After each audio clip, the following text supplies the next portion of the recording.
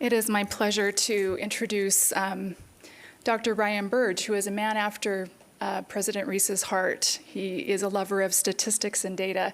He's an associate professor of political science at Eastern Illinois University and the author or co-author of 4 books, including The Nuns, and that's spelled N-O-N-E-S, not N-U-N-S, The Nuns, Where They Came From, Who They Are, and Where They Are Going, The Great De-Churching, and 20 Myths About Religion and Politics in America. He has written for the New York Times, the Wall Street Journal, and Politico, and he has appeared on 60 Minutes, where Anderson Cooper called him one of the leading data analysts of religion and politics in the United States. Ryan has been a pastor of the American Baptist Church for more than 17 years, and he has developed the website Graphs About Religion. And his Twitter or X account has more than 7,000 posts sharing data on religion. Just as a little glimpse as to what his Twitter feed includes interesting data on why Americans leave religion, and if they return, why they return. Data on the correlation of education with weekly religious service attendance. Data maps, including one he terms the boring map of the most popular religious group in each state, and what he terms the much more fascinating map of the second most popular religious group in each state. And discussion of significant statistics that I'm sure Ryan will discuss further, indicating that the rise of those unaffiliated with religion, the nuns, may have reached an inflection point. We're really grateful that Ryan could join us today to discuss what these and other statistics might mean for the current climate for religious freedom and pluralism, and whether positive climate change is possible. We should have several minutes at the end for questions and answers, so keep that in mind. We may be passing around a microphone. We may have a QR code where you can enter your questions in a chat. So that's still to be determined because of some technical issues that we've had this morning, but we will let you know. But keep those questions in mind as Ryan is speaking. Ryan, we'll turn the time over to you. Thank you so much.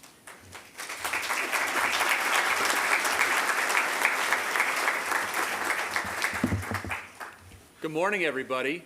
Good morning. Do you like graphs? If you said no, I'm leaving. So I asked that question at one presentation and it was dead silent. I'm like, this is going to be the worst 45 minutes of your life and my life.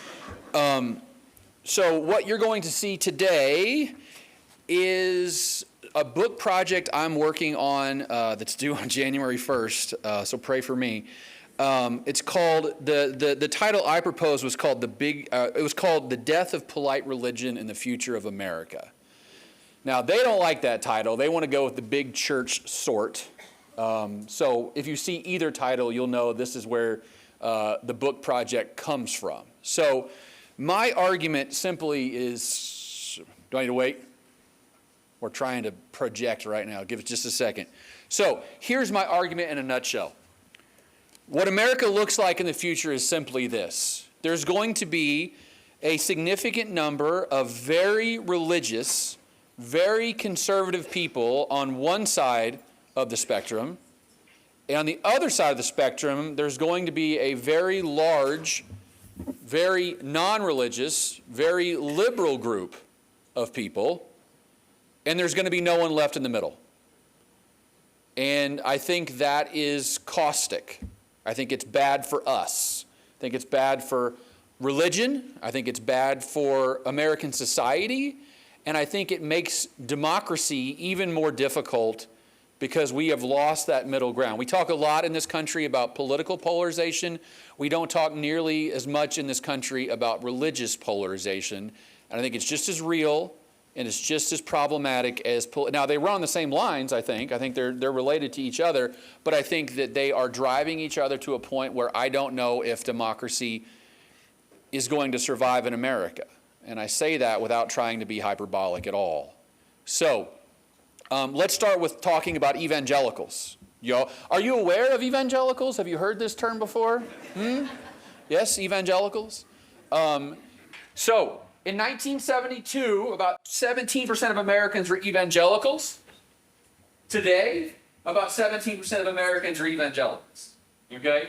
There's this number of Americans who are evangelical Christians is the same today as it was 50 years ago. There's this whole idea that religion's declining, so therefore all religion's declining. Evangelicalism is probably stronger in America today than it's been at any point in the last 50 years, both culturally and politically. Okay? Evangelicals dominate the conversation when it comes to American Christianity. I wish they didn't, because I'm not an evangelical anymore, but here we are, right? But here's what most people don't know about evangelicals. In 2008, the percentage of Southern Baptists who identified as Democrats was 41%. The percentage who identified as Republicans was 41%. Now, today, just 15 years later, the share of Southern Baptists who identify as Republicans is now 75%. And the share identified with Democrats is about 20%. That happened in 15 years, guys. Not 50 years or 100 years, in 15 years. So if you take evangelicals, white evangelicals, as an idea, and subtract the share of one party versus the share of the other party, it's called a polarization score, okay? So if it's 0, it means Republicans and Democrats are 1-to-1. For most of evangelical history, white evangelicals have been between 0 and 10 on the polarization scale. You know what they are right now? 31. The highest it's ever been. Now, let me make this point clear. I am not saying it's bad that white evangelicals are Republicans. I am not saying that. Let's be clear.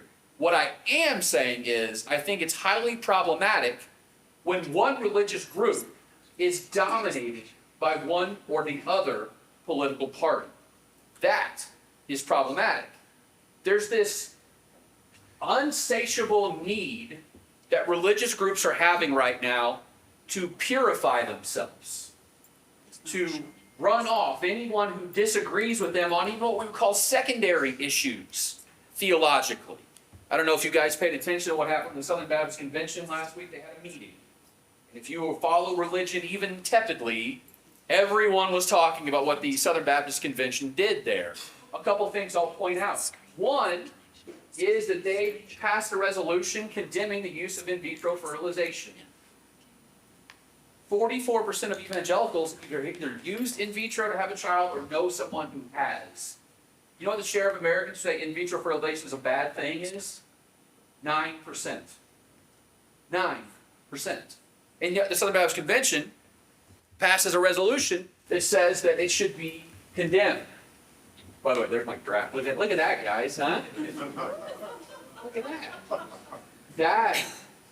That is what the future looks like. And I don't know how we survive. There's your evangelical graph. There's that. There's your polarization score, guys, what I was talking about. I'm sorry, it was over 40 in 2022. This is the Republican share, one party share minus the other party share. You guys notice how in 1990 it was less than 10? And look where it's at now, and you see the trajectory of the line, right? I mean, eventually we're going to get to the point where the white evangelical culture is a political monoculture. I mean, I grew up in a church in Southern Baptist America in the 1990s where there were some Democrats in the pews. It was an amazing thing. Not anymore. The county I grew up in, Marion County, Illinois, my first election was Bush v. Gore. It was 51-48, Bush, 51-48. You know what my county was in 2020? 75-20. 75-20. In 20 years, that's what's happened to America. And the church, universally, has leaned into that inclination, not away from that inclination. I mean, look at what we've seen here, the in vitro thing. Beth Moore, do you guys know Beth Moore? She's probably the most famous evangelical female Bible teacher in history. She left the SBC because they basically told her she was not allowed to teach anymore. We've got, evangelicals, there's a move amongst evangelicals right now to what's called the abolitionist movement on abortion. And that is the idea that abortion is murder and you should be jailed for seeking an abortion, including the doctor, the nurse, the secretary, and anyone who drove you to the clinic. You know what percentage of Americans agree with that statement? 6%. And yet there's a strong contingent of white evangelicals who want to make that the majority position inside white evangelicalism right now. I think at some point we've got to call fringe beliefs what you can believe whatever you want theologically. I've got no problem with that. But you also understand almost no one agrees with you in the general population. We've got Southern Baptists now will not allow churches who have female children's pastors. And then David French. I'm sure you guys have heard of David French before, right? David French was too caustic to speak at a panel on political dialogue at the Presbyterian Church of America. They stopped the panel entirely because he's too caustic, David French. This is where we are right now. That you can't, you're coded immediately and then you're kicked out if you don't belong. But let's talk about the middle of American religion, the main line. Have you guys heard of mainline Protestant Christianity before? I'm a member of the main line. These are the seven sisters of the main line: the American Baptist Church, the Disciples of Christ, the Evangelical Lutheran Church of America, the Presbyterian Church USA, the Episcopal Church, the United Church of Christ, and the United Methodist Church. In the 1950s, scholars say that over half of all Americans were part of a moderate mainline denomination. And look what's happened to the seven sisters over the last 35 years. Many of them have seen their overall membership drop by half in just the last 35 years. Okay, the once mighty United Methodist Church is now under 5 million people. It was 11 million people in 1967. Southern Baptists were 11.1 million in 1967. United Methodists were 11 million in 1967. Now the SBC is 13 million and United Methodists are 4.8 million. Right? There is no moderate flavor of Protestant Christianity in America that is doing okay right now numerically. And most of them are in absolute numerical free fall. Many of these denominations are not going to exist in 20 years. The Disciples of Christ have less than 500,000 people. On an average Sunday in America, there are less than 400,000 Episcopalians who go to church. Less than 400,000 in a country of 340 million. You guys know about the United Methodist schism, right, that just happened. You know what that really was? It was about same-sex marriage. The more conservative group wanted to go a certain way. The more liberal group the United Methodists wanted to affirm same-sex marriage. And so a lot of churches left. They lost 24% of their churches in 18 months. It's the largest numerical schism in the history of American religion. That's what's happening now. We're seeing purification upon purification, and if we don't agree on every issue, then we agree on no issue, and we cannot be in fellowship with each other. That's bad. It's bad for us. It's bad for the country. It's bad for democracy, and you know what it's really bad for? Religious freedom. It's very bad for religious freedom. So this is the share of Americans who are mainline Protestant in the general population. In 1976, it was 31%. Today, it's 9% of Americans are mainline Protestant. For every one mainline Protestant, there's two evangelicals. Okay? Almost in the future, I teach my students, I go, you guys heard like there's like non-evangelical Christians out there? And they look at me like I have no idea what I'm talking about. Like there's just no idea that there's anything that exists in Protestant Christianity outside white evangelical Christianity, because these churches are declining so rapidly. And here's what makes it even worse. This is a share of the population that's mainline between the ages of 18 and 40 years old. I don't know about you. I'm a statistician. That's bad. 2% of all American adults are mainline Protestants under the age of 40 years old. And you know what that means for the future of any denomination? Good luck. You don't have kids. You don't have young families. Over half of the members of the Presbyterian Church USA have celebrated their 65th birthday. When I say the end is coming, I mean soon. Not like 50 years, like 20 years. Because I'm not an actuary, but people die. You know? 65, if half your congregation's over 65, what's the next 20 years look like? Not good. And so what are these denominations going to do? Most of them are going to close up shop or merge with another denomination, and they're going to be a shadow of what they once were in American life. And the main line, you know what the main line's always been? The moderate voice in the middle saying, this is, We believe in Jesus and we believe in the Bible, but if you want to come and doubt the whole time, that's great. If you want to come and believe none of it, that's great. If you want to serve in the community, we're a great place to do that. There are people from left, right, and center sitting in those pews, and you can actually see that in the data. This is the partisanship of mainline Protestant Christianity over the last 50 years. You notice anything? That's a boring graph, isn't it? While white evangelicalism has polarized to an insane degree, the main line stands in the middle and goes, what's the problem, guys? We can have Democrats sitting next to Republicans. That's okay. The polarization score for the main line has never gone above 10. Remember, for white evangelicals right now, it's 40. I mean, today, if you went to the average mainline church in America, you'd be just as likely to sit next to a Democrat as you would be to a Republican. If you went to a Southern Baptist church, good luck finding a Democrat, and if they were, they sure as the world not going to tell you. All right? But you notice what happened to the denomination that tries to stay in the middle of the road? It's the one declining the fastest, right? I was always told to stand in the middle of the road, you get hit by cars coming and going. Problem with the mainline, by the way, I am a mainline pastor. I'm part of the American Baptist Church where the more moderate flavor of the Southern Baptist Convention broke away over slavery in 1845. You know what I get told by evangelicals every once in a while? You're not a real Christian. You're not a real Christian. And I think that's highly problematic. And you know why people left the mainline? Because they were told many, many times by many, many people, you're not a real Christian, so why do you go? Every fiber of my being says that America is better when there's a good group of evangelicals and a good group of mainline and a good group of LDS and a good group of Muslims.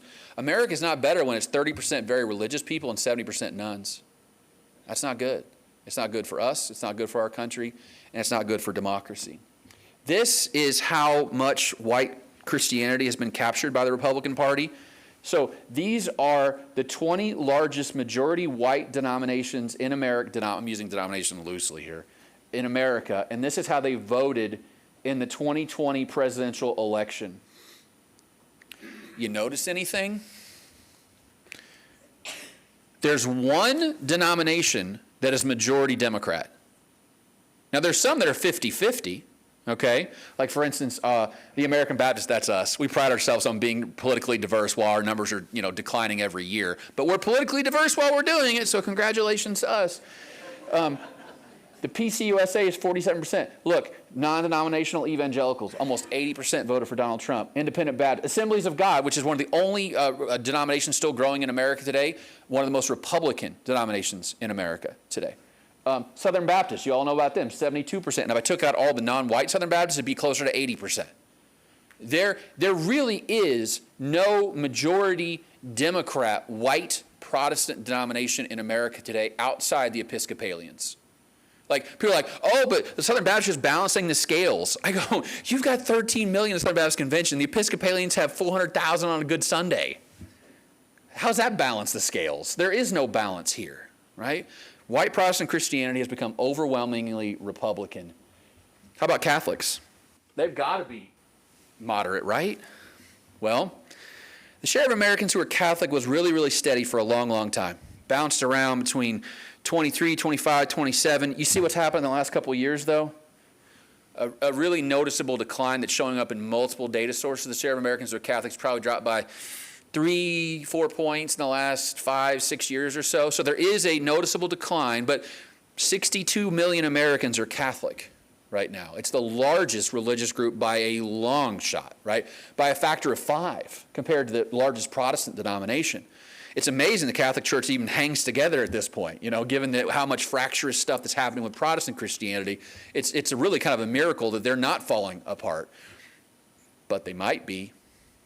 If you look at the data, here is the religious attendance. This is share attending weekly of all these different traditions.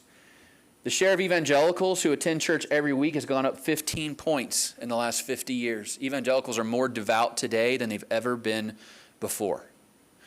Black Protestant church is about the same, and so is the mainline. About 30% of mainliners are weekly attenders in 1972, and it's about 30%-ish today. So those are pretty stable. Look at the Catholic line, guys. In 1972, half of all Catholics said they went to Mass nearly every week or more, and today it's 23% of Catholics say they go to Mass every week or more. So when I show people this graph, my Catholic friends, they go, yay, we're doing okay. Then I show them that graph, and they're not doing okay. They're actually doing very, very poorly in terms of the number of people showing up to Mass. Now, this is the partisanship of white Catholicism. I know when I say white Catholics in politics, the first thing that a lot of people think of is Kennedy, right? The Kennedy Democrat coalition. That's long gone. In 2020, 60% of white Catholics voted for Donald Trump, and according to all polling I've seen in the last couple months, 60% of white Catholics are going to vote for Donald Trump again in 2024. They are trending in the exact same direction that the white evangelical church is trending over the last 20 years. It used to be the Catholic Church was a wonderful place where you could have very, very conservative people sitting next to very, very Dorothy Day, for instance, came out of the Catholic tradition, one who focused on workers' rights and was almost a socialist in many ways, right? Now watch this. If you want to see where the Catholic Church is headed, here's where it's going. So this is the partisan composition of weekly attending white Catholics compared to all white respondents, and I broke it down by generation. This is really, really important. So amongst the silent generation, 62% of white Catholics who attend every week are Republicans. It's 67% versus 62% of all white respondents. Not a lot of difference between an attending white Catholic and the rest of their cohort. 5-point difference. Look what happens in boomers. It goes to 9-point difference. Look what happens to Gen X. It goes to 11-point difference. Look at millennials, 13-point difference. And look down here at Gen Z. 53% of Gen Z white weekly attending Catholics are Republicans. It's only 36% of Gen Z as a whole. So the gap between a devout Catholic and the rest of their generation is getting larger over time. That's bad, and here's why. Because it makes it harder for those people to have conversations with other people of their same generation, because we're so different politically now. And you know what it says to other people looking at the Catholic Church? Oh, I know what I'll get if I go to the Catholic Church now. I know what they're preaching from the pulpit. And here's how I know that. They did surveys of priests, and they asked them what their politics were. I broke it down by year of ordination here. Okay? This is the personal political views of priests. Look how great it was pre-1991. Nice mix, right? You had left, right, and center in the priesthood. 38, 38, 24. Fantastic. By the 1980s, it went 19% were liberals, 38% were middle of the road, and then 43% were conservatives. Look at it now for priests who have been ordained since 2001. Now, less than 5% of priests who have been ordained in the last 20 years describe their politics as liberal, and 2/3 describe it as conservative. So if you want to see where the future of the Catholic Church is going, there it is, to the right, right? This is the theological views of priests by ordination decade, or by 5-year cohort. And this goes all the way back to this is a different survey. Look at this. And for priests who were ordained in the late 1960s, 68% were progressive, 16% were conservative. Look what it is now. Priests who have been ordained in the last couple years, 2% of them identify their theology as progressive, and 84% identify it as conservative. So you know what you're going to get from the pulpits in the Catholic Church over the next 20, 30, 40 years? These people are going to be retiring. And this is what you have left. Again, this is not an indictment against republicanism or conservatism. That's not what I'm saying here. This is an indictment against monoculture, amongst political homogeneity, that you're only going to get one thing. So imagine I'm a young Catholic and I want to go to Mass, and my politics might be left of center. Good luck, right? You're not going to be able to find priests to preach to congregations that might be left of center on certain social and political issues, because the priesthood is going to be overwhelmingly conservative. This is really where, this to me is the most telling graph. They asked the Catholic priests to rate the Catholic Church in America between excellent, good, not so good, and poor. Look up here at good. Who is the most likely to rate the Catholic Church as good? It was priests who were moderate politically. Guess who was the most likely to rate the Catholic Church as poor? The priests who are very liberal and the priests who are very conservative. Isn't it amazing how that happens? Because the church is not where I want it to be, so therefore the church is in a bad spot. The people in the middle are like, yeah, church is doing okay. We're in a no one thinks it's excellent, by the way, which is a very Catholic thing. We're just fine, not great. But do you see the point here? That the people who are the most upset about the direction of the church are those on the ends of the political spectrum, and the people who are the most happy with where the church is are people in the middle of the political spectrum. It's almost like we want you to become like us, and if you're not, then things are bad. And people in the middle go, oh, it's great because there are people on the left, right, and center in the pews. That's fantastic. And the liberals say that's wrong, and the conservatives say that's wrong. We should have people like us in those pews. And then we can't not talk about the nuns. The share of Americans who are non-religious was 5% in 1972. It was 6% by 1991. And then I call this hockey stick growth. That's what they say in venture capital, I've been told. It's what you're looking for with your profit statement, hockey stick growth. I mean, look at this. 14% by 2002, 20% by 2012, 28% in 2021. Now, it did, and I wrote a post about this, I do think we're seeing a ceiling on the rise of the nuns, and I'm seeing it in multiple data sources right now, locking in about 30% or so and staying there for a while. Now, not forever, but for a while.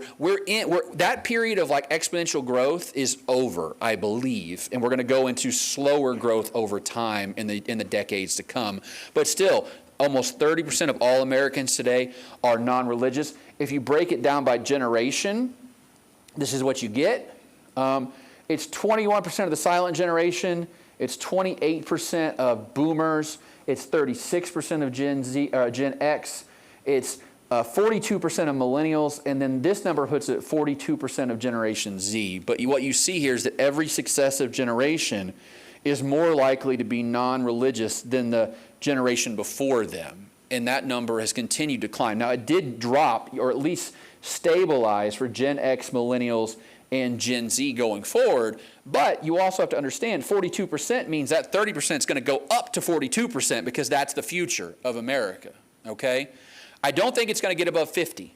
At a point in time, I wasn't sure to say that, but I feel much more confident saying that now, that we're not going to get to a position, at least in my lifetime, where over half of Americans identify as non-religious. I think it'll stick around 45% or so for the foreseeable future. But every day in America, you know how religion changes? People up here die, and people up here become adults. That's how religion is changing in America. 21% is being replaced by 42% every single day. Every single day. And that's how it's changing. It's changing so glacially that we don't even recognize it. And that's what's happened over the last 30 years. But now, here's the thing about the nuns. Especially when it comes to atheists and agnostics, they are incredibly politically liberal and want you to know about it, okay? Here's some recent data. The question is, should the government make it illegal for healthcare professionals to provide someone younger than 18 with medical care for a gender transition? Okay, basically, do you want to ban young people from going through gender transition? Look at all the Christian groups. Mormon, LDS, 75%. There you go, I put a slide in there just for you. 84% of white evangelicals. You guys are right with the white Catholics. And non-white evangelicals and Muslims. And you see they're all 65, 75, 85%. Black Protestants, 65. Now, nothing in particulars are right here. Okay, 65, right there. Nothing in, or 59 for nothing. Black Protestants, 65, nothing in particular, 59. Jews are split on this. Buddhists are split on this. The only true religious groups in America who reject this are agnostics and atheists. So 65% of atheists believe that a young person should be able to go through gender transition surgery, when it's only 16% of white evangelicals and a quarter of Latter-day Saints. They are extreme politically. Like, there's just no other way to describe that than that's a belief that falls far out of the mainstream of what most Americans believe on this issue. I love these questions. So what they do is they ask you to put yourself on a scale from 1 to 7 politically. 1 being very liberal, 7 being very conservative, and 4 being middle of the road, which I marked with this dashed line. This is the middle, dead center middle. So they ask you to do that for yourself, for the Democratic Party, and for the Republican Party. Okay? Look where atheists put themselves, guys. And look where they put the Democrats. They think the Democratic Party is becoming more moderate over the last 10 years. Are you, what? Like, in what world do you live in? You know, but also look where they put the Republican Party. On a scale from 1 to 7, you know what they score the Republican Party now? 6.7 on a scale that runs. So 7 would be as conservative as, that means every atheist would say 7. They score a 6.7. So they see the Republican Party being as extreme as possible, and look how well they look at the Democrats. Slightly left of center. Meanwhile, where are they? Way left of center. They want to pull the party towards them on certain issues, especially related to things like religious freedom, right? Agnostics are not, look at where agnostics are putting themselves over time, going left, and these are nothing in particular. They're kind of more moderate-ish, right? They think they're closer to the Democratic Party. And by the way, look where atheists put the Republicans. Agnostics are a little bit more towards the middle, and then nothing in particular are even more towards the middle. The atheists see this world as a very polarized place, right? The Republicans are way over there, and we're way over here. This is some fresh data. We just did a Templeton survey called Making Meaning in a Post-Religious America, and we did what are called thermometer scores, which is basically set up this way. On a scale from 0 to 100, how warm or cool do you feel towards the following groups? 0 means very cold, 100 means very warm, 50 means like meh, like neutral, okay? So here is where all these different religious groups score evangelicals. Guess who scores evangelicals the lowest? Atheists. They score 22 out of 100. Evangelicals do amongst atheists. So where do they score Jews? 49, the lowest of any group. Guys, you're right here. This is what the rest of the religious landscape scores you on a scale from 0 to 100. Okay? Atheists put Latter-day Saints at 25 out of 100, which is kind of close to where they put evangelicals. Okay? And this is where they score Muslims out of 100. Again, do you see the group that scores each religious? I had a theory going into this that atheists would like liberal religious groups and dislike conservative ones. You know what I came out with the conclusion? No, they dislike every religious group. They slightly dislike less left-leaning groups and right-leaning groups, but they don't feel warmly towards any religious group. And that portends a future that is problematic. Right? Because there's no quarter here for atheists. There's no compromise for them. Just like white evangelicals see no compromising with atheists, it goes both directions. The difference is white evangelicalism is kind of declining a little bit while atheism is rising and agnosticism is rising in America. So here's why I think this is a problem. There's a great book by Gordon Allport called The Nature of Prejudice. You guys ever read this book before? No? Oh, good. We're teaching class right now. This is great.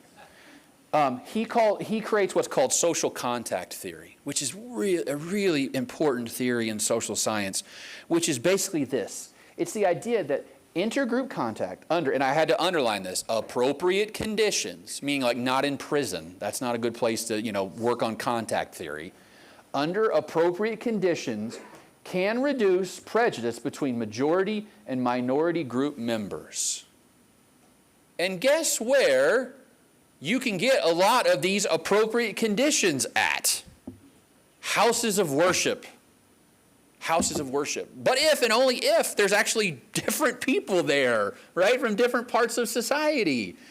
And we're not seeing that. So he gives 4 conditions. 1, equal status among group members.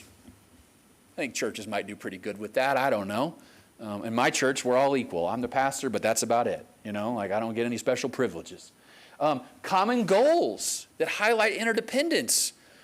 Hey, let's start a soup kitchen or a clothes closet or a food pantry. Oh, it's almost like common goals that generate interdependence. See how that works? A focus on cooperation, not competition. I don't know about you, but I compete in a lot of places in life. Church is not one of them. We're all working towards the same goal there. Or we should be working towards the same goal, right? And then the last one is a support of authorities, laws, or customs, which we have in America, but we're having less and less in America every day, right? This is what religious groups should look like. Young and old, white, black, Hispanic, Asian, educated, non-educated, and people who voted for Biden and people who voted for Trump sitting side by side, shoulder to shoulder on a Sunday morning. That is what would make America great again. That would be. Because think about this. If I go to church on Sunday and I sit next to Bob, and Bob's a good dude. Bob loves his family. He loves his church. He tries his best. He manages to vote for another candidate that I don't vote for. But I still like Bob. You know why? Because I know Bob. I know his character. I know his history. I know his experience. And if I'm not sitting next to Bob's anymore, I can create the worst version of Bob in my mind and then hate that version of Bob. And that's the problem. We've made the other side into an amalgam of the worst impulses we have about the other people, not the best. And religion, by it purifying, it's making compromise impossible in this country. I mean, think about what we're facing now. You know, we talked about that Christian abolition movement thing. 6% of Americans agree with that. And you know what? You're seeing more and more on social media. People are coming out saying, we cannot compromise on this issue. Okay, that's cute. Let's think about that rationally for a second. 95% of people disagree with you. That's what the data says. So you've got three options. You know what those are? One, force it down our throats legislatively. I don't like that option very much, and I don't think most of you would either.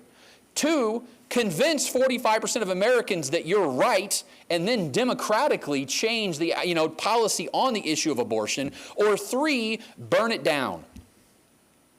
And unfortunately, I feel like a lot of people on both sides of the aisle would rather take one or three as opposed to two. One of the most beautiful things about America is we believe in political tolerance and religious freedom, which means if you've got some crazy cockamamie idea, you can say it all you want. I don't have to listen to it. I don't have to agree with it, but you can say whatever you'd like. And if you're really good with your argument, you can convince people that your argument is right, and then we can change the law. For instance, if you would have gone to Americans in 1850 and said women should have the right to vote, most of them would have thought you were crazy. And then 75 years later, guess what? Women got the right to vote. You see how that works? We didn't force it down anybody's throat. We did it from the bottom up, not the top down. And the problem that I worry with is we don't know anyone else who's different than us, and we can't compromise on those issues. For those who remain religious, they will be theologically and politically conservatives. They will join forces with groups they disagree with theologically, but not politically. I'm going to give you this really interesting thing that happened in Michigan. Conservative Muslims joined forces with Christian right on Michigan book ban. If you want to see what the future looks like of religion and politics, that is it. It's going to go, we don't agree with you on anything theologically. We actually don't even believe in the same God, but you vote the same way we vote, so we're on the same team in this very moment. And then we're going to go in the back room and say why you're all wrong and heretics, but we're all going to fight for this one thing. That is what's going on. We're already seeing it, by the way. When I grew up, my wife's Catholic, I was Protestant. My parents were like, please don't marry a Catholic girl. And I did. And you know what they realize now? It's okay. Catholics are okay. And you know what's going to happen going forward? Evangelicals are going to realize that Muslims are just fine because they vote for the people that we like. And Orthodox Jews are just fine because they vote for the people we like. You see what's happening here? It's as long as you are on the same political team we are, we can forget all the theological stuff right now. And we're going to see more and more of this. Where I really think the rubber meets the road is the issue of the Equality Act. You guys are aware of this Equality Act? It says that no organization in America can discriminate on the basis of gender identity or sexual orientation. It basically expands the Civil Rights Act to include 2 more protected classes. That's the upshot. How much freedom does religion have in that conversation, right? How big is what we would call the ministerial exception? For you non-lawyers out there, I'm a pastor. My church can fire me for having blue eyes tomorrow and I have no legal recourse. Pastors can be fired for any reason, and they basically have no rights under the law for discrimination, okay? How big is the ministerial exception? I'll give you 2 quick examples. One was a man who was teaching in a Catholic church. He was a drama teacher. He came out as gay, and the church fired him. The courts ruled that they could legally fire him because in that capacity as a teacher, he was a minister under that broad definition of minister, okay? Then there was a case in Seattle, Washington, not too long ago, where a group called Seattle's Union Gospel Mission hired a lawyer to work for them who came out as bisexual, and they fired him for being bisexual because they're an evangelical group. The court ruled in his favor, not their favor, and they had to go to a civil court situation, a lawsuit situation. Atheists will say the Equality Act is absolutely necessary because why should we enshrine? There should be no carve-outs for religion, by the way, because why should we enshrine in law your right to discriminate against people? And evangelicals and Catholics say, we've believed this stuff for 200 years now, and we've always had a privileged place in American society. That is going to be an epic battle going forward because almost half of Joe Biden's voters in 2020 were atheist, agnostic, and nothing in particular. It was only 12% of Trump's voters. And those Democrats want their way. They want to see their voices heard in the legislative process, and they're going to do whatever it takes to make sure that happens. There's no place for compromise for those on the far right and those on the far left. That leaves a lot of us in the middle to say, hey, moderation is cool, pragmatism is fine, let's find a compromise on these issues, and yet those are the kind of voices that are not being elevated in the media and in the discourse. And I think we should stop. You know, when I was in grad school, I had this great conversation with, we did this like focus group on a bunch of mainline Protestants. I go, why don't you go out and like hold protest signs and stuff? They go, it's because moderates don't march, Ryan. But maybe they should. But maybe they should. Otherwise, we are careening towards a future that I don't even want to begin to try to understand on issues of religious freedom. So I'll stop there. Books. If you want to sign up for my Substack, I got a QR code. You get 20% off today, so there you go. You can use that. Graphs About Religion. I work for Faith Facts, which is actually, we partner with the Latter-day Saint Church to work on issues related to the positive side of religion in American society, because there is a huge positive benefit of religion in American society. And it's my job to point out some of the times when it is good for us. So, Amy, we got questions? You got them on the laptop? We're going to project a QR code. Ooh. Whereby people can Yeah. scan it. Oh, and please don't submit ask me a crazy question. Please ask me a good one. Okay. One thing that Amy and I talked about before, I did not mention Latter-day Saints in this talk specifically, but I will say this. Here's what I know about the LDS folks, okay? The LDS folks, if you look at their politics, they're actually one of the most diverse political religious groups in America today, especially amongst younger LDS, okay? So if you look at the trend lines, older LDS tend to be about 65% Democrat or Republican and about 30-ish% Democrat. Amongst younger people, the gap is between 10 and 15 points, okay, between Republicans and Democrats. Now, the question I don't know the answer to, though, is as those LDS age, will they become more conservative? I can't even begin to speculate on what's going to happen there because everything's changing in America. It used to be the assumption that as people age, they became more conservative. That assumption is not true amongst millennials. They've actually become more liberal as they've aged for whatever reason, and Gen Z is doing the same thing. So I will say this, you guys are doing better than most. The only problem is you guys aren't everywhere. You know, you're really highly concentrated in one part of the country, and so people in Pennsylvania are not really impacted by the cool moderation and heterogeneity of the LDS church. So there's the QR code. Scan that. You can ask me questions. Oh. We're getting a few pop-up. Can you see those? Yeah, I got them. What is the best way to encourage productive variety within a religion? Yeah, pastors, religious leaders, talk bad about every political party, please. I mean it.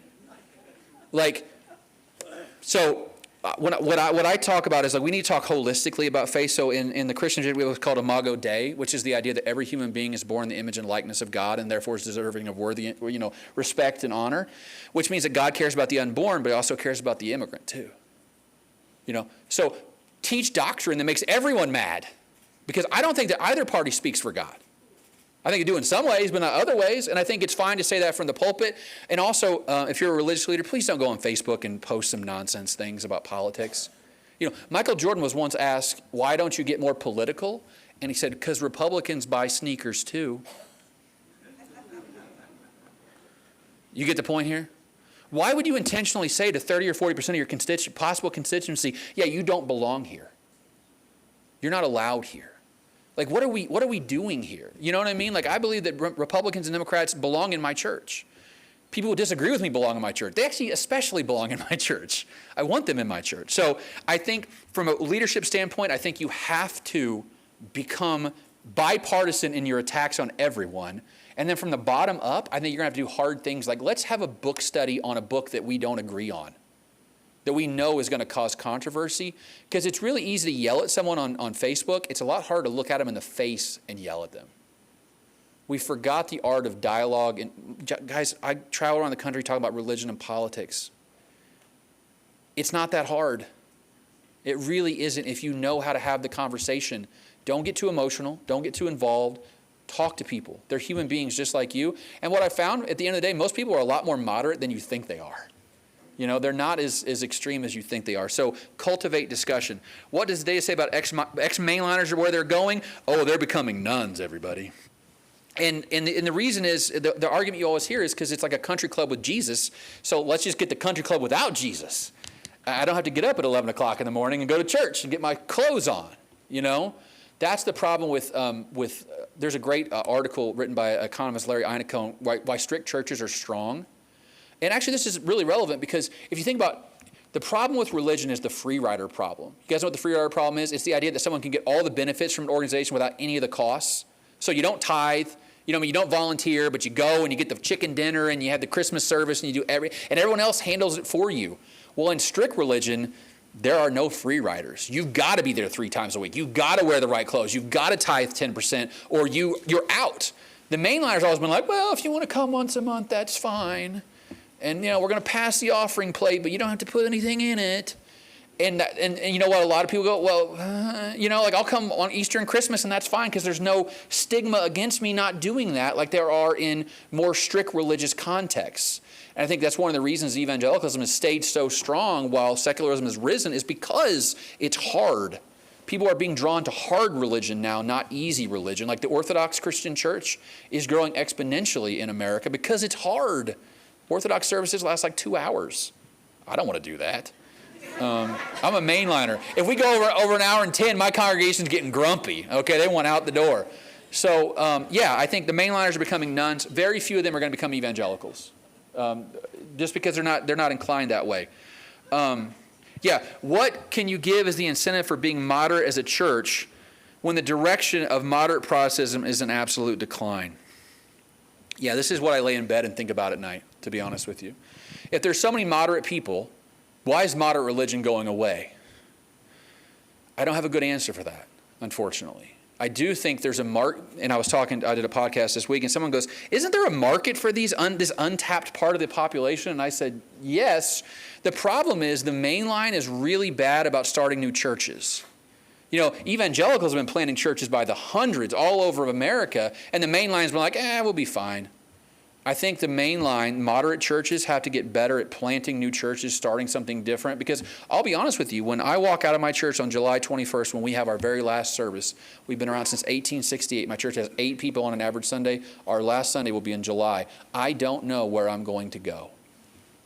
There is no church for someone like me unless it's an evangelical church, and I just can't. I grew up that way, and it's not who I am now. I'm not going to cast no aspersions upon that. It's just not who I am. I'll have one option in my entire community of 40,000 people in my county, which is the United Methodist Church, which is going through all this terrible politics and upheaval. There are lots of people, I think, that are like me that would choose a moderate church. They just don't know one exists, or there are not many that exist that would meet their needs. So, yeah. Other questions? Ryan, do you want to address what factors led to the plateau that you're seeing? Oh, for the religious nuns. Yeah. So I think what happens is we're seeing for a long time people lied on surveys. I know you're shocked by that, right? Are you religious? Absolutely. How often do you go to church? Once a week, when they really haven't been to church since 3 years ago. I think what's happened, a big part of what's happened is people are just more honest on surveys now than they've ever been before because there's such less stigma on being non-religious today than there was 20 or 30 or 50 years ago.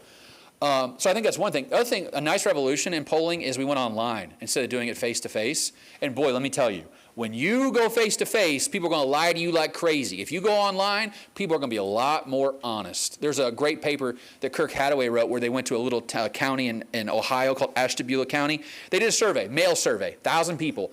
40% of Ashtabula County was going to church every week. So you know what they said? Let's go check. They literally drove the parking lots of churches and they called pastors and said, how many people were in church on an average Sunday? They added it all up. 23% of Ashtabula County were weekly church attenders, which means almost half the people who said they went every week were lying about it. So we might actually be seeing a closer picture of what America really looks like religiously today than at any point in the history of our country. I don't think we were ever as religious as we thought we were. I think that's largely a myth created for all kinds of political reasons.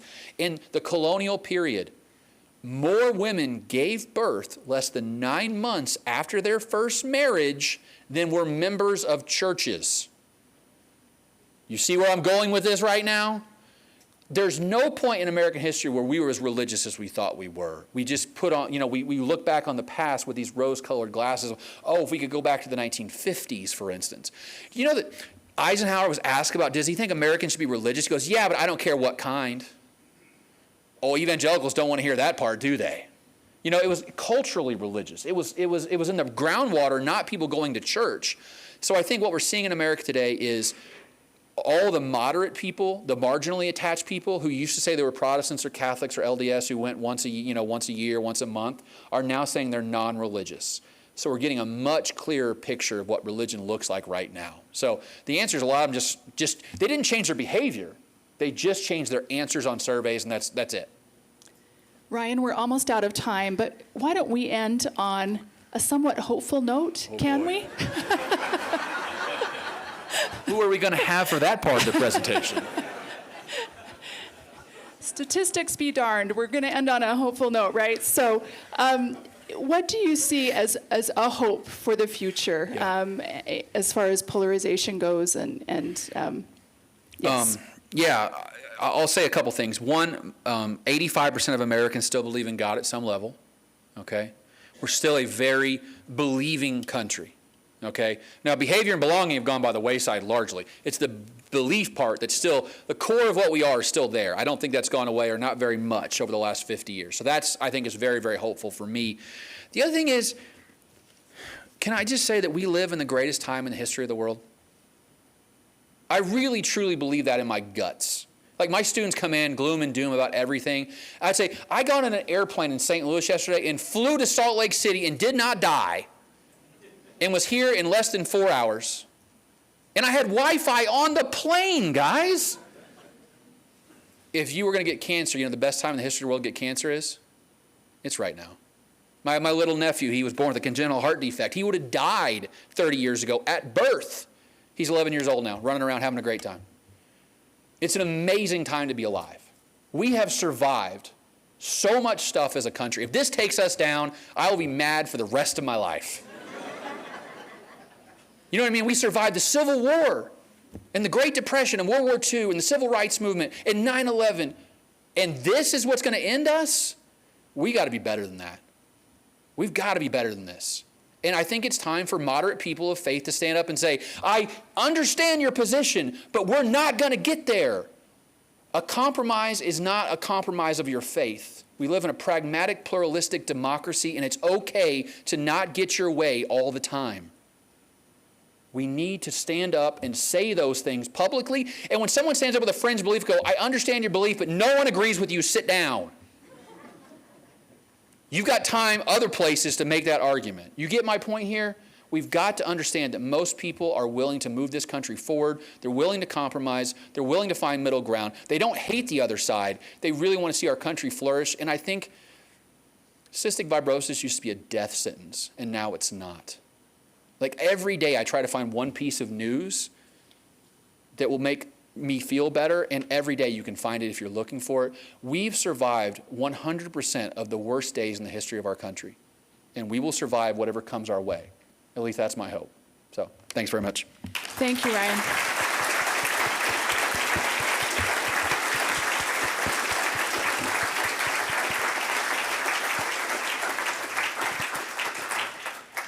After engaging in discussions with some of our really thoughtful and wise guest presenters over the last few days, including Ryan, I've been struck with the thought that numbers and statistics are really interesting and valuable in many ways, but perhaps the most important number in overcoming polarization and in promoting freedom of religion or belief and healthy pluralism is the number one. So many of our faith traditions focus on the one.